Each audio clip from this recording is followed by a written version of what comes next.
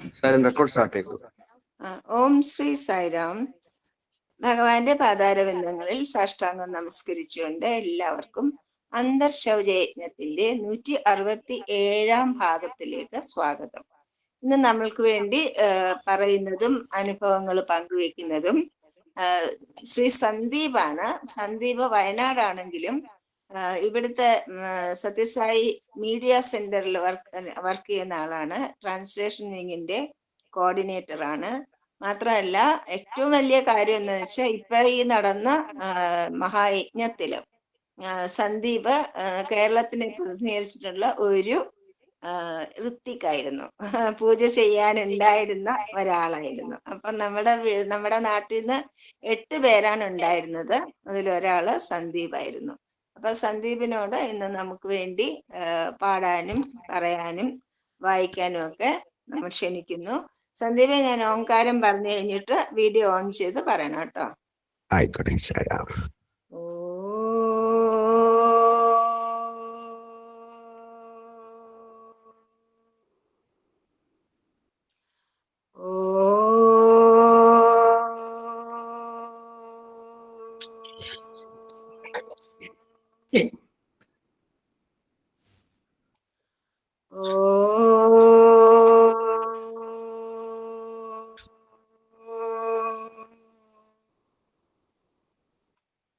ഓം സായീശ്വരായ വിദ്മഹേ സത്യദേവായ ധീമഹി തന്നഃ സർവഃ പ്രചോദയാത്.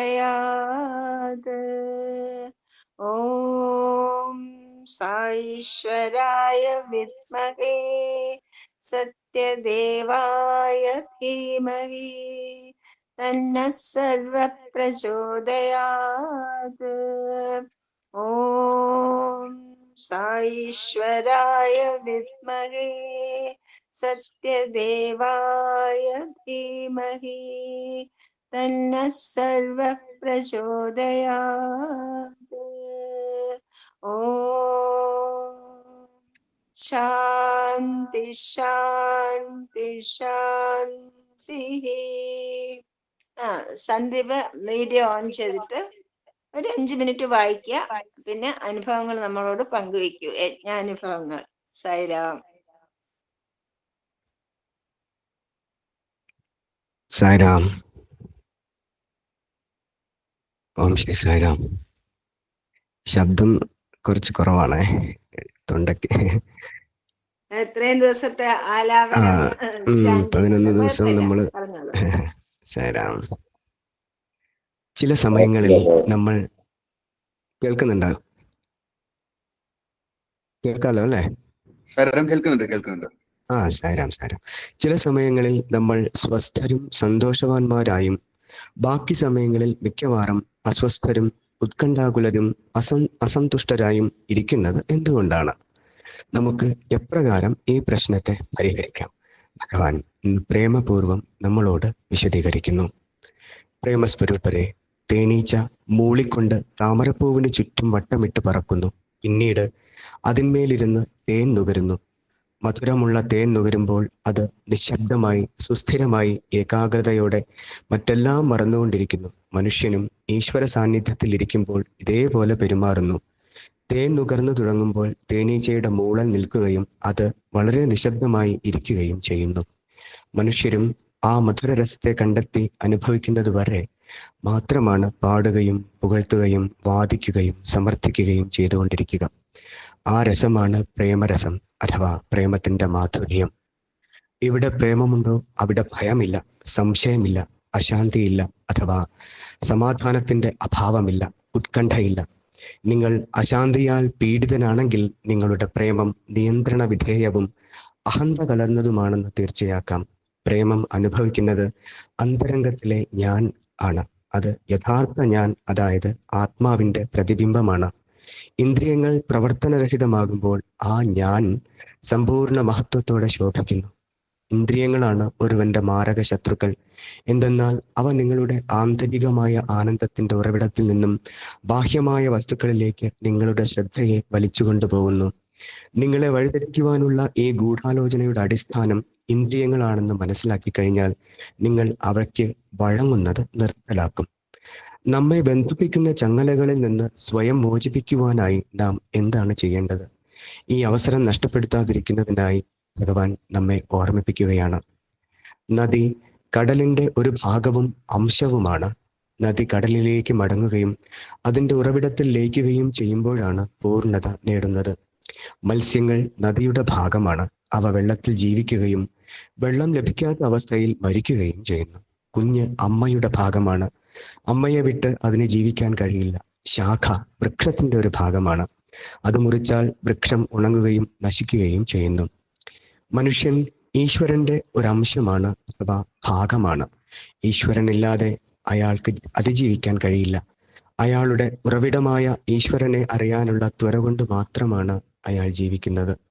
ഭഗവത്ഗീതയിൽ 15-ാമത്തെ അധ്യായത്തിൽ 7-ാമത്തെ ശ്ലോകത്തിൽ ഭഗവാൻ പ്രഖ്യാപിക്കുന്നു, എല്ലാ ജീവജാലങ്ങളും എൻ്റെ അംശമാണ് അഥവാ ഭാഗമാണ്.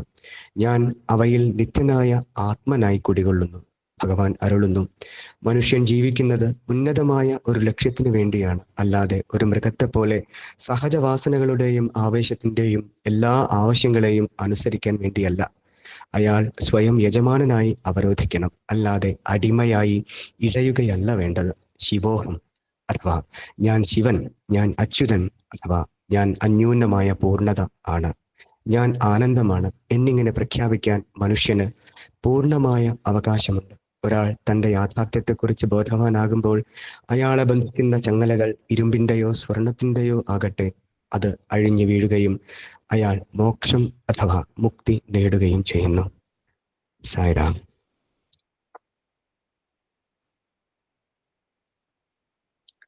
അനുഭവം പങ്കുവെച്ചോളൂ. ഞാനിപ്പോ സായിറാം. ഞങ്ങൾ കേൾക്കാൻ കാത്തിരിക്കുകയാണ്. സായിറാം സായിറാം. ഇപ്പൊ നമുക്കറിയാം, ഇന്നിവിടെ കഴിഞ്ഞ യജ്ഞം എന്ന് പറയുന്നത്, അതിന്റെ പേരെന്താണ്? അതിരുദ്ര മഹായജ്ഞം. രുദ്രം എന്ന് പറയുന്ന വാക്കിന് പല അർത്ഥങ്ങളുണ്ട്. പലതരത്തിൽ രുദ്രം എന്ന് പറയുന്ന പദത്തിനെ വ്യാഖ്യാനിച്ച് നമുക്ക് കേൾക്കാൻ സാധിക്കും. പക്ഷേ എനിക്കൊന്നുകൂടെ ഇഷ്ടം ഉള്ള രുദ്രത്തിന്റെ ഒരു വ്യാഖ്യാനം എന്ന് പറയുന്നത്, രുദ്രത്തിലെ രാ എന്ന് പറയുന്ന അക്ഷരം, രാ എന്ന് പറയുന്ന അക്ഷരം അഗ്നിയുടെ ബീജാക്ഷരം മന്ത്രം ആണ്. അപ്പോൾ രാ എന്ന് പറഞ്ഞാൽ അത് അഗ്നിയാണ്. അപ്പൊ രുദ്രന്റെ ആദ്യത്തെ അക്ഷരം ഈ അഗ്നി തത്വത്തെ സൂചിപ്പിക്കുന്നു എന്ന് പറയും. അഗ്നിയെ പോലെ നമ്മളെ ശുദ്ധീകരിക്കുന്ന ഒന്നാണ് രുദ്രം എന്ന് പറയുന്നത്. അപ്പോൾ അപ്പോൾ രുദ്രം പ്രായശ്ചിത്ത മന്ത്രം അല്ലെങ്കിൽ രുദ്ര ആരാധന എന്ന് പറയുന്നത് ഏറ്റവും വലിയ പ്രായശ്ചിത്തം ആണെന്ന് പറയും. അപ്പൊ അതിരുദ്ര മഹായജ്ഞം എന്ന് പറയുന്നത് മഹാപ്രായശ്ചിത്തം ആണ്. എത്ര കൊടിയ പാപം ചെയ്തവനാണെങ്കിലും, എത്ര ജന്മങ്ങളിലെ പാപങ്ങളുടെ ഭാരം നമ്മുടെ തലയിലുണ്ടെങ്കിലും അതിരുദ്രയജ്ഞത്തിൽ പങ്കെടുക്കാനോ, അത് പങ്കെടുക്കാൻ മാത്രമല്ല കാണാനോ കേൾക്കാനോ ഒക്കെ സാധിക്കാൻ നമുക്ക് അവസരം കിട്ടിയിട്ടുണ്ടെങ്കിൽ അത് നമ്മുടെ മുജ്ജന്മ സുകൃതം കൊണ്ട് മാത്രമാണ്, ഭഗവാന്റെ പ്രേമം അനുഗ്രഹം കൊണ്ട് മാത്രമാണ്. അപ്പോൾ ഇതിൽ പങ്കെടുക്കാൻ നേരിട്ടോ അല്ലാതെയോ ഒക്കെ അതിരുദ്ര മഹായജ്ഞത്തിൽ ഒരുപാട് പേര് പങ്കെടുത്തു. അപ്പോ എന്താ പറയാ, ഈ മന്ദിരത്തിൽ നടന്ന ഈ അതിരുദ്ര യജ്ഞം കൂടാതെ പുറമേ നിന്ന് വെർച്വലായിട്ട് ഇതൊക്കെ കൂടെ ജപിച്ച ആളുകൾക്ക്, വീട്ടിലിരുന്ന് ജപിച്ച ആളുകൾക്കൊക്കെ ഒരേ ഫലം ആണ് ഉണ്ടാവുക കേട്ടോ. എല്ലാവരുടെയും പാപം നശിച്ച് ഭാരം പൂർണ്ണമായിട്ടും ഇല്ലാതായ ഒരവസ്ഥയിലാണ് ഇന്ന് എല്ലാ അതിരുദ്ര മഹായജ്ഞം ദർശിച്ചിട്ടുള്ള എല്ലാ സായി ഭക്തരും. അപ്പൊ അതിൽ പങ്കെടുത്തിട്ടുള്ള ഒരാൾ എന്ന നിലയിൽ എനിക്ക് വളരെ എന്താ പറയാ, ഹൃദയത്തിൽ തൊട്ടാണ് എനിക്കിപ്പോൾ സംസാരിക്കാൻ സാധിക്കുന്നത്. കാരണം ഈ ഒരു 11 ദിവസം ഇവിടെ കഴിച്ചു കൂട്ടിയത്, 11 ദിവസം ഞാൻ കൈലാസത്തിലായിരുന്നു എന്നിട്ട് മനസ്സിന്റെ എപ്പോഴും പറയും. കാരണം ഇതുവരെ അറിഞ്ഞില്ല, ഈ ഇവിടെ വന്ന ദിവസം തൊട്ട് ഇതുവരെ നമ്മൾ വളരെ ആനന്ദത്തിലായിരുന്നു. വേറൊന്നും നമ്മൾ ചിന്തിച്ചിട്ടുണ്ടായിരുന്നില്ല. പക്ഷെ ഇന്ന് ഞങ്ങൾ എല്ലാവരും ഈ ഒരു യജ്ഞം പൂർണ്ണാഹുതി കഴിഞ്ഞപ്പോൾ ആണ് മനസ്സിലാവുന്നത്, ഇത്രയും ദിവസം ഉന്നതമായ ഒരു ലോകത്തായിരുന്നു നമ്മൾ ഉണ്ടായിരുന്നത്. അതിന്റെ പൂർണ്ണമായ മൂല്യം മനസ്സിലാക്കിക്കൊണ്ടാണ് ഈ ഒരു അവസ്ഥയിൽ ഇവിടെ ഇരിക്കുന്നത്. ഈ ശ്രീരുദ്ര മന്ത്രത്തിനെ പറ്റി പറയുമ്പോൾ ഒരു കഥയുണ്ട്. ബ്രഹ്മാണ്ഡ പുരാണത്തിൽ ഒരു കഥ. അതായത് യമൻ ഒരിക്കൽ പല ലോകങ്ങളും ചുറ്റിക്കറങ്ങി അവസാനം യമന്റെ നരകത്തിലെത്തിയപ്പോൾ അവിടെ ഒരൊറ്റ കുട്ടിയില്ല, നരകം കാലിയായിട്ട് കിടക്കുന്നു. അങ്ങനെ യമൻ നേരെ എന്താ പറയാ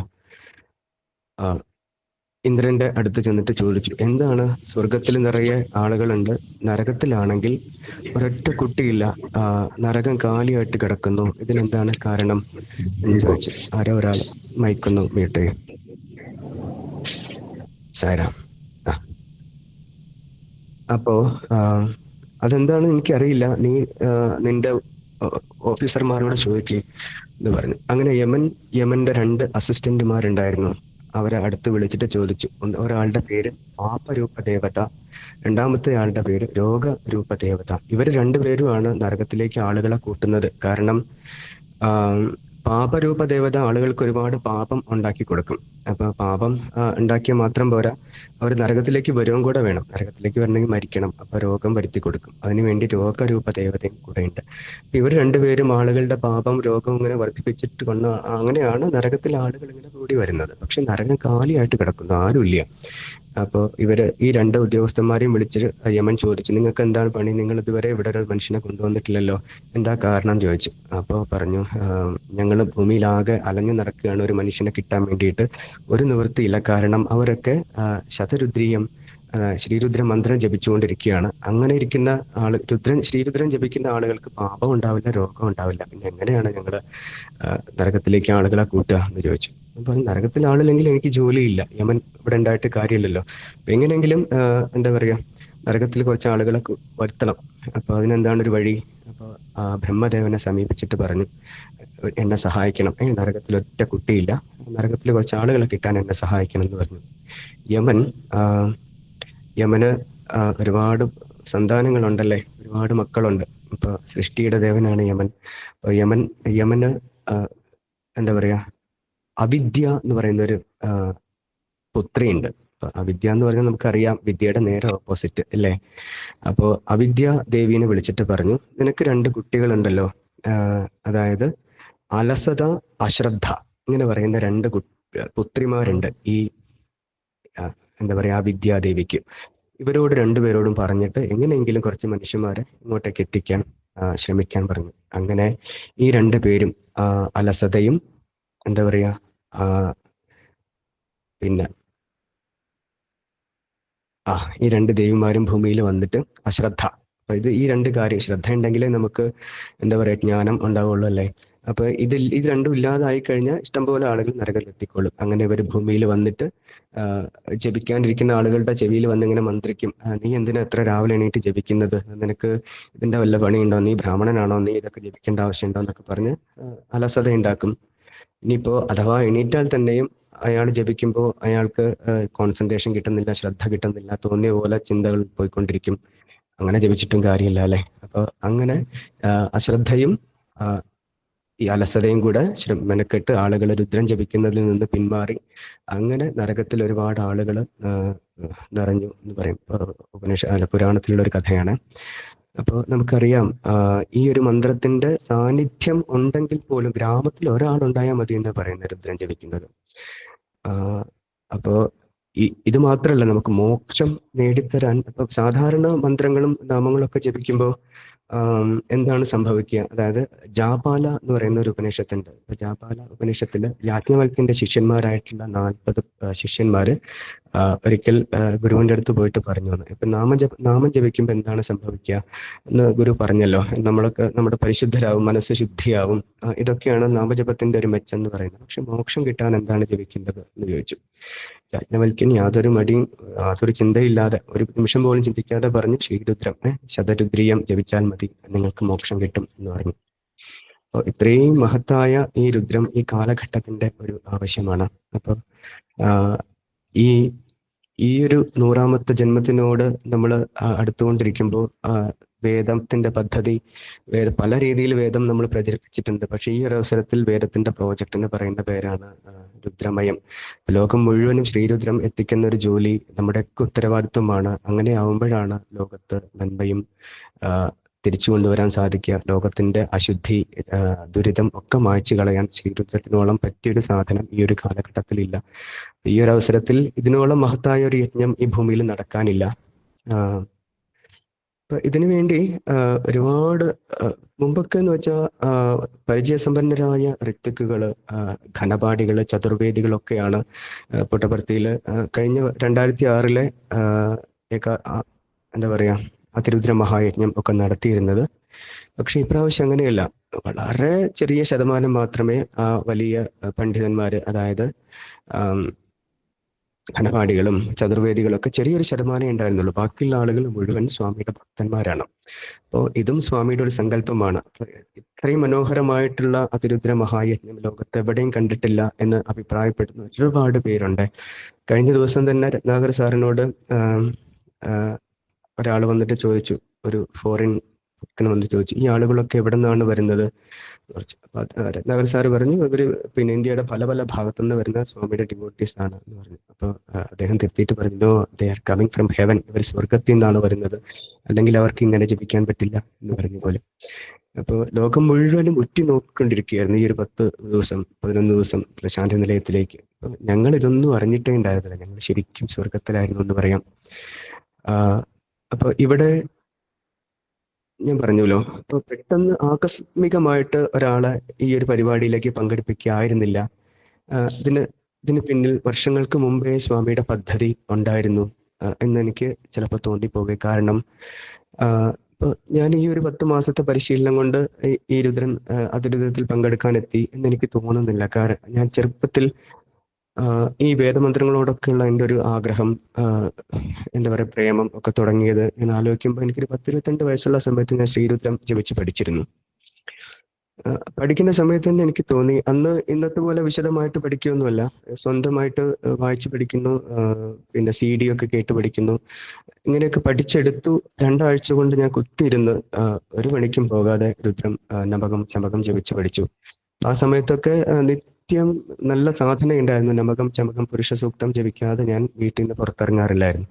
ജോലി ചെയ്യുന്ന സ്ഥലത്ത് ഞാൻ ഇത് പഠിച്ചു കഴിഞ്ഞപ്പോൾ എനിക്ക് തോന്നി, ഉപാസിക്കണം, നന്നായിട്ട് പഠിച്ചാൽ പോരാ, നമ്മൾ നന്നായിട്ട് ജപിക്കണം, എങ്കിലേ മന്ത്രത്തിന് ഫലം, അല്ലെങ്കിൽ അതുകൊണ്ട് പഠിച്ചുകൊണ്ടുള്ള മെച്ചുണ്ടാവുള്ളൂ അല്ലേ. അപ്പൊ ഞാൻ അന്നേരം എൻ്റെ ജോലി ഞാൻ റിസൈൻ ചെയ്തിട്ട് പുട്ടപർത്തിയിലേക്ക് പോയി. നമുക്ക് തോന്നും നമ്മൾ ജപിക്കുന്നൊന്നും ആരും അറിയുന്നില്ല, അല്ലെങ്കിൽ ഞാൻ എന്താ പറയാ, ഭഗവാൻ ഇതൊന്നും അറിയുന്നില്ല എന്നൊക്കെ ചിലപ്പോൾ തോന്നിയൊക്കെ. പക്ഷെ അങ്ങനെയല്ല, നമ്മുടെ വായിന് വരുന്ന ഓരോ ശബ്ദവും ഭഗവാൻ റെക്കോർഡ് ചെയ്യുന്നുണ്ട്.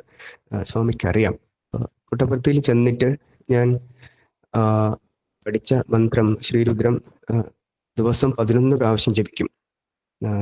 മേലെ വടവൃക്ഷത്തിന്റെ അവിടെ പോയിട്ട് 10 പ്രാവശ്യം ജപിക്കും. 11ാമത്തെ പ്രാവശ്യം മന്ദിരത്തിൽ വന്ന് കൊൽവന്ത് ഹാളിലിരുന്ന് ജപിക്കും. ഇതൊരു പതിവായി. അങ്ങനെ 11 ദിവസം അവിടെ താമസിച്ച് ജപിക്കണം എന്ന് പ്ലാൻ ചെയ്തിട്ടാണ് പോയിരുന്നത്. അങ്ങനെ ജപിക്കുന്ന സമയത്തൊക്കെ ഒരു ആള് അവിടെ ഒരു പാറയുടെ മുകളിലിരുന്ന് ഞാൻ ജപിക്കുന്നത് ശ്രദ്ധിച്ചുകൊണ്ടിരിക്കും. എന്നെ നോക്കുന്നില്ല, പക്ഷെ ഞാൻ ജപിക്കുന്നത് കേൾക്കുന്നുണ്ടായിരുന്നു. അദ്ദേഹം ഇറങ്ങി വന്നിട്ട് പറഞ്ഞു, നിങ്ങൾ വളരെ നന്നായിട്ട് ജപിച്ചു, പക്ഷെ 1-2 തെറ്റുകളുണ്ട്, ഞാൻ സൂചിപ്പിച്ചു തരട്ടെ എന്നൊക്കെ ചോദിച്ചു. അദ്ദേഹം വളരെ സാധനയുള്ളൊരു ഭക്തനായിരുന്നു, വേദപണ്ഡിതനായിരുന്നു.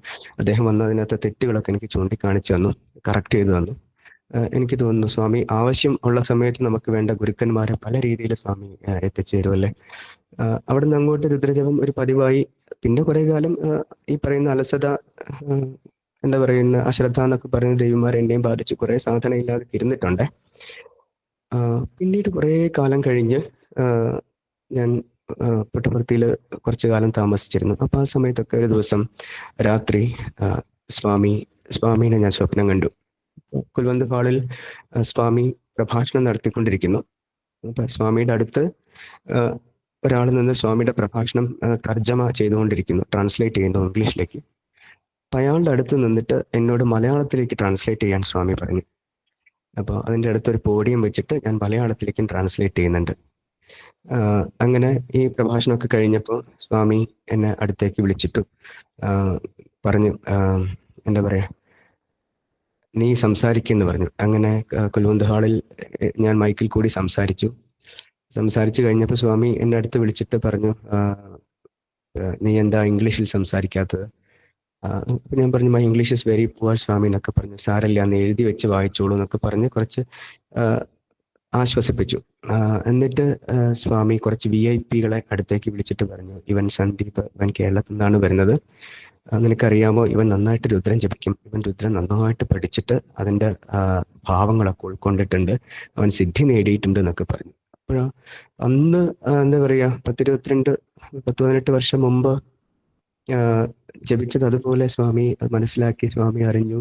അതുകൊണ്ട് മാത്രമാണ് സ്വാമി, അപ്പോഴാണ് എനിക്ക് ബോധ്യം വന്നത്, നമ്മൾ ജപിക്കുന്ന ഓരോ മന്ത്രങ്ങളും സ്വാമി അറിയുന്നു, എങ്ങനെ ജപിക്കുന്നു, എത്ര തീവ്രതയോടെ ജപിക്കുന്നു, ഇതൊക്കെ സ്വാമി രേഖപ്പെടുത്തി വെക്കുന്നുണ്ട്. അപ്പൊ ഈ ഒരു അതിരുദ്രത്തിന് വേണ്ടി സ്വാമി അന്ന് തയ്യാറാക്കിക്കൊണ്ട് വരികയായിരുന്നു എന്ന് എന്താ പറയാ, ഇപ്പോഴാണ് എനിക്ക് മനസ്സിലാവുന്നത്.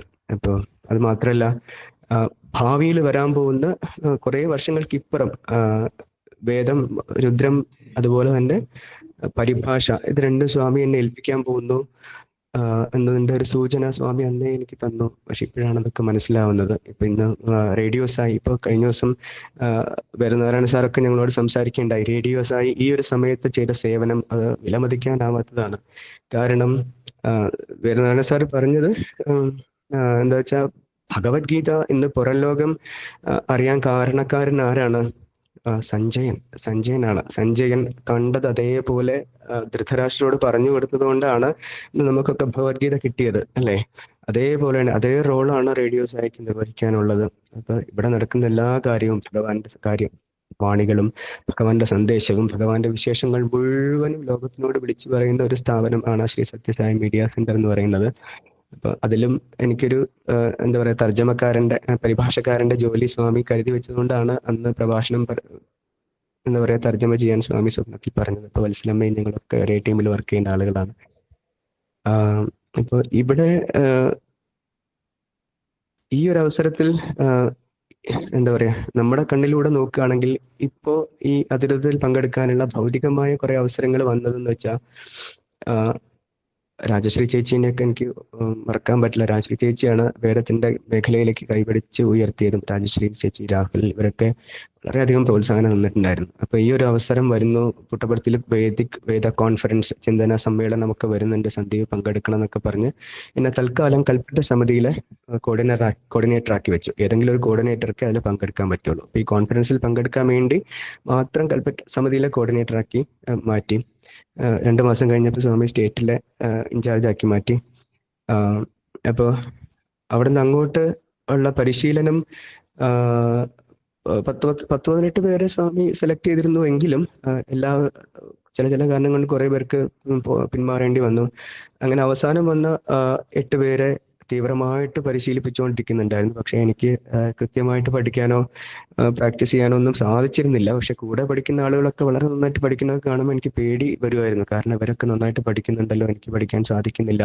കാരണം 2 മണിക്കൂർ നീണ്ടു നിൽക്കുന്ന മഹാന്യാസം എന്ന് പറയുന്ന മന്ത്രം കാണാതെ പഠിക്കണം, എങ്കിലേ നമുക്ക് ഈ യജ്ഞത്തിൽ പങ്കെടുക്കാൻ പറ്റുള്ളൂ.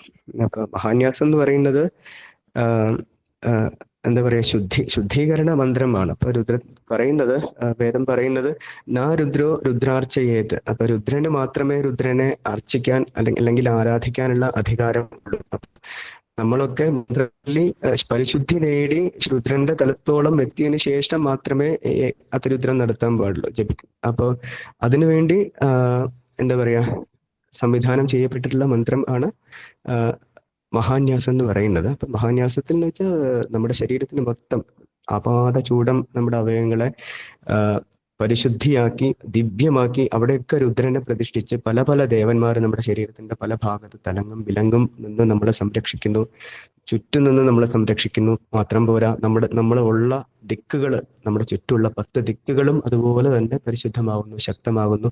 ഈ ഒരു അവസ്ഥയിൽ നിന്നിട്ട് വേണം നമ്മൾ രുദ്രം അല്ലെങ്കിൽ ആരാധന, ശ്രീരുദ്ര ആരാധന, അതിരുദ്രം പോലത്തെ വലിയ ആരാധനകൾ നടത്താൻ.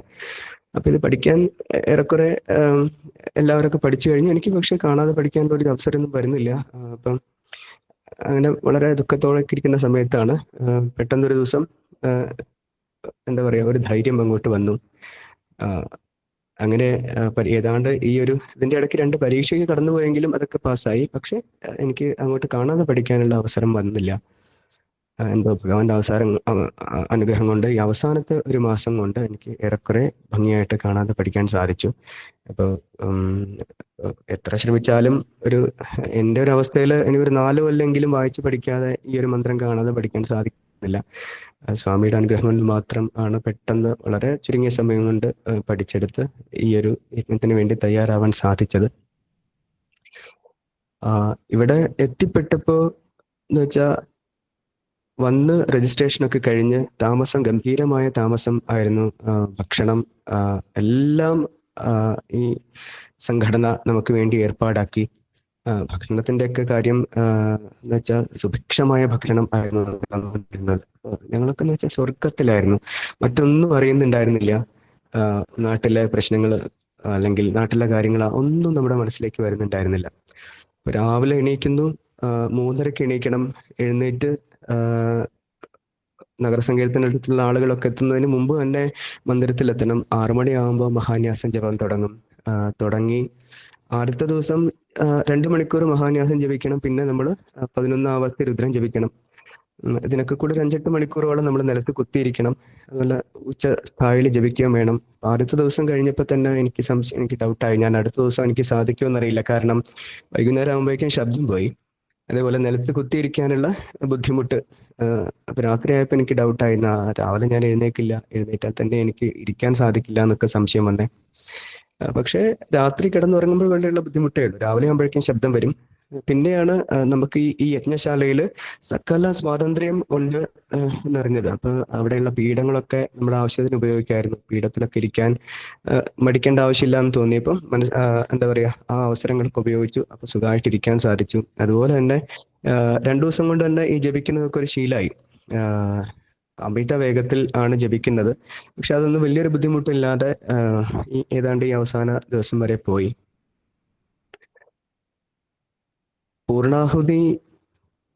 ഇന്ന് പൂർണാഹുതിയായിരുന്നു.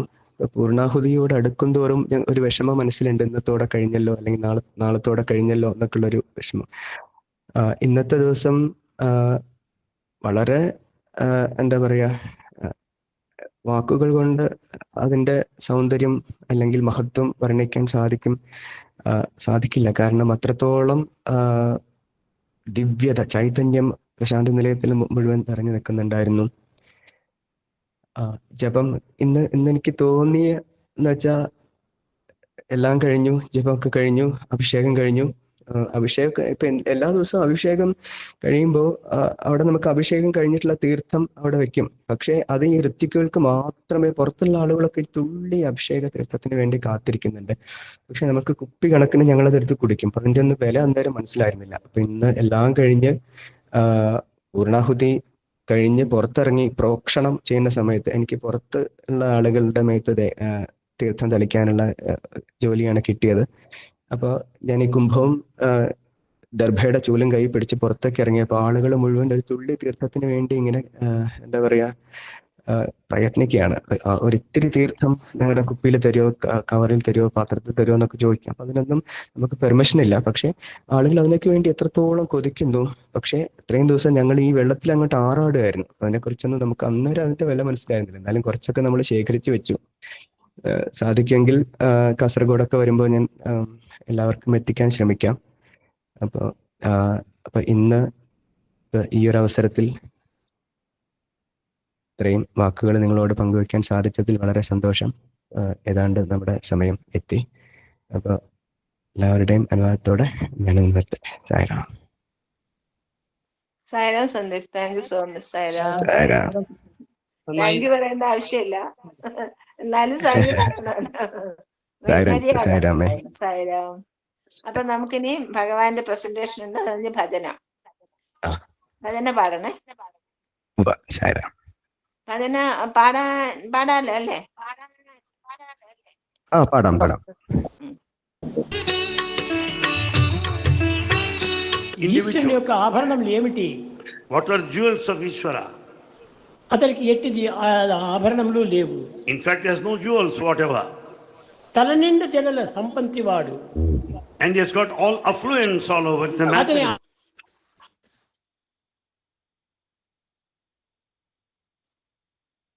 ఆభరణములు నాగములే. And the snakes are the real decoration to him. ఆ యొక్క వాహనములు ఈ విధంగా విరుద్ధంగా ఉండినప్పటికీ వీరి యొక్క ఆభరణములు కూడాను చాలా విరుద్ధంగా ఉంటున్నాయి. All the jewels, decoration they have put on also seem to be quite strange. తల నిండా జడల సంపత్తి వాడు Has got the matted hair. Mouli గుళికడు Chandra మక్కండ కళతోడ బెడదారు గుంపెడు జడలవాడు. And has got this moon shining over with the జడలో hair just ప్రవహించు downward. చెదరేటి చిగుతోడ డంబైన పాల నెత్రంబుతోడ. With the forehead which is quite broad, with the third eye. నల్ల నేరడి వంటి నల్లని మెడతోడ. And he has got the dark neck. కరమున Naga కంకణముతోడ. And he's got the ankles over the నడుమున ankle. చుట్టిన నాగ చర్మముతోడ. And it is the skin of మైనింద the నలదు snake. భస్మముతోడ. And the bhasma, the vibhuti is smeared. మైనింద నలదు భస్మముతోడ. With all this ash on the కుదురు body. తెచ్చిన దొడ్డ కుంకుమ బొట్టుతో. And with the central vermilion on the head. తాంబూల రాగాధరంబుతోడ. With all the color because of Tambula. తన హేమమయ వజ్ర తాటంకములతోడ. వీక్షాస్త్ర వద్దయా వృష్టితోడ. నల్ల కొలువులు తునుమాడు కొల్లలాడు మెరుగు చామన ఛాయల మేనితోడ. రంగు చామన ఛాయ. His complexion is average ఇట్టి samana chai. ఈశ్వరుని యొక్క ఆభరణములు ఎవరికి ఉన్నవి? This kind of decoration of Ishvara, who else has got it? Sai Ram Sandeep പാടിക്കോളൂ. Sai Ram. Samba സദാ ശിവ സായീശ്വര സാംബ സദാ ശിവ സായീശ്വര ഗംഗാധര ഹര ഗൗരീവര ഗംഗാധര ഹര ഗൗരീവര സാംബ സദാ ശിവ സായീശ്വര നർത്തന സുന്ദര നടന മനോഹര നർത്തന സുന്ദര നടന നാട്യ പ്രിയ കര നടനേശ്വര നാട്യ പ്രിയ കരണേശ്വര നാട്യ പ്രിയ കര നടനേശ്വര നാട്യ പ്രിയ കര നടനേശ്വര സാംബ സദാ ശിവ സായീശ്വര. സായിരാം. മനോഹരം, മനോഹരായിരുന്നു കേട്ടോ. സായിരാം. സായി ഉപമ. നിങ്ങൾ എല്ലായ്പ്പോഴും സായുജ്യം എന്ന ലക്ഷ്യത്തെ മുന്നിൽ കാണണം. ആ ലക്ഷ്യം മറക്കുകയോ ഉപേക്ഷിക്കുകയോ ചെയ്യരുത്. സാവധാനത്തിൽ സമുദ്രത്തിന് നേരെ പ്രവഹിക്കുന്ന ഒരു നദിയെ പോലെ ആവുക. മദ്രാസിൽ നിന്നും കൽക്കട്ടയിലേക്ക് ടിക്കറ്റ് എടുക്കുന്ന ഒരാൾ വേറെ ഒരു സ്ഥലത്തും ഇറങ്ങുകയില്ല. അയാൾ തന്റെ ലക്ഷ്യസ്ഥാനം എപ്പോഴും മുന്നിൽ കാണുന്നു. അയാൾ സ്ഥലങ്ങൾ കാണുകയോ ചായ കുടിക്കാൻ ഇറങ്ങുകയോ ഒക്കെ ചെയ്തുവെന്നിരിക്കും. പക്ഷേ അവിടെ ഒരിടത്തും അയാൾ തങ്ങുകയില്ല. സാലോക്യം, സാമീപ്യം, സാരൂപ്യം എന്നീ അവസ്ഥകൾ ഉണ്ടായേക്കാം. പക്ഷേ നിങ്ങൾ അതുകൊണ്ട് തൃപ്തരാകരുത്. അവ യാത്രക്കിടയിൽ വരുന്ന സ്റ്റേഷൻ പോലെ മാത്രമാണ്. തങ്ങളുടെ ലക്ഷ്യം അവയല്ല എന്നും സായുജ്യമാണെന്നും എല്ലായ്പ്പോഴും ഓർക്കുക. ജയ സായിരാം. സമസ്തലോകാഃ സുഖിനോ ഭവന്തു. സമസ്തലോകാഃ സുഖിനോ ഭവന്തു. സമസ്തലോകാഃ സുഖിനോ ഭവന്തു. ഓം ശാന്തി ശാന്തി ശാന്തി. ജയ സായിരാം.